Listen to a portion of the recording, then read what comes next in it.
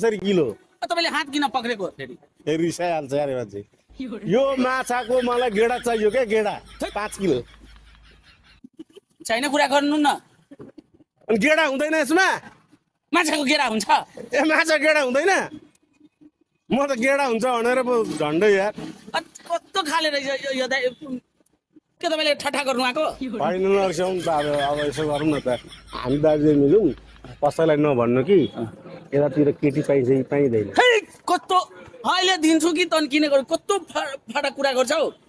माछा लिने भाइ लिनु के ए होइन यो ठाउँ कहाँ हो धरान हो धरान हो धरान 10 रमाइलो चौक रमाइलो गर्नु छोडेर तपाईँ के ठट्टा गरेको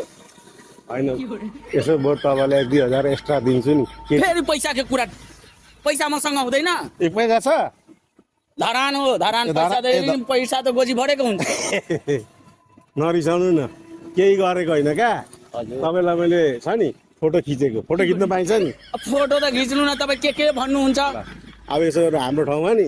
मायाको पुकहरू 1 ट्रक छ फेरि मायाको पुको चाहिँदैन के